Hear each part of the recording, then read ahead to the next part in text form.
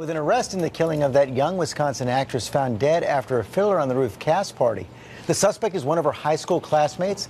ABC's Lindsay Janis is here with the details. Good morning, Lindsay. Good morning, George. Many in the tiny town of Hartford, Wisconsin couldn't understand why anyone would want 19-year-old Jessica Blodgett dead or how she'd been killed in her own bedroom.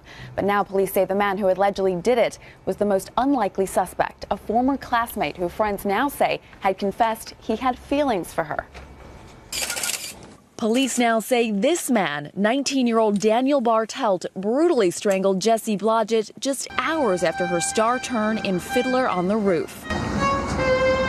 On Wednesday, a Wisconsin court charged him with first-degree homicide. You understand the charges? Police call the murder gruesome and calculated. Court documents detail the teen's alleged stockpile of duct tape, zip ties, and twine, similar to the items found dumped, along with a bloody towel in the trash at this nearby park, where Bartelt was allegedly captured by surveillance cameras on the day of the murder.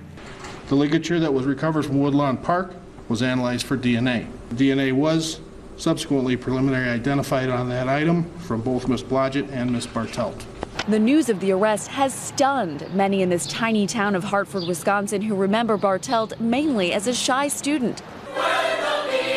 In high school, Blodgett and her alleged killer sang together in the choir. And in May, she posted this duet with him to YouTube. Friends of the pair tell ABC News that after briefly dating as freshmen, the two remained friends. But investigators say recently Bartelt wanted something more, feelings his alleged victim didn't share.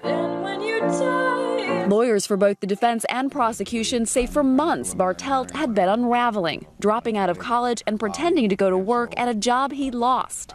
Police say Bartelt had admitted to violently attacking another woman just 3 days before Blodgett's death, but denies killing his former singing partner. In court Wednesday, he sat stone-faced as his attorney argued he is not mentally fit for trial.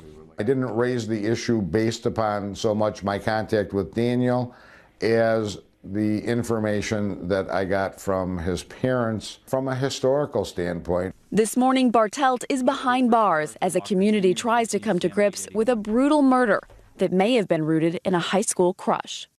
Well, police say Bartelt had recently made internet searches, including a list of serial killers by number of victims. He's due in court again on September 4th. Between now and then, doctors will evaluate his mental state. George? Okay, Lindsay, thanks. Let's bring in ABC's Chief Legal Affairs anchor, Dan Abrams, for more on this. And Dan, the details here so grisly. Ankles and wrists tied, gagged. Yeah, and how they were able to figure this out and use those pieces of evidence is fascinating. Interviewing him in connection with another assault, start to get suspicious, ask him some questions, doesn't quite admit it, but then they go back, they find surveillance evidence, they find fingerprints, they find DNA evidence, and that's when they arrest him in connection with this case, all based on that, the rope and the duct tape and the ties. And as you point out, this evidence just keeps piling up, including those internet searches that Lindsay talked about as well, which may explain why the defense raised this possibility that he's not competent. Well, yeah, I mean, it sounds like his attorney is saying, you know, the first thing we want to do is figure out, is he competent to stand trial? Remember, that's a separate issue from legal insanity. Insanity is a question of, did he understand effectively right from wrong when he committed the crime? Competency to stand trial is an even lower standard. It basically means, can you sit there and help your lawyer present your defense? Do you understand the proceedings against you, et cetera? Not a high bar to clear. No, really, really low bar, but it's certainly, that's not the way you start the case if your position is going to be he's absolutely not guilty, he had nothing to do with this. It's very rare, if that's going to be your defense, that you start out by saying the first thing I want to do is determine whether my client is competent to stand trial. But it happens sometimes. We'll see. Dan Abrams, thanks very much.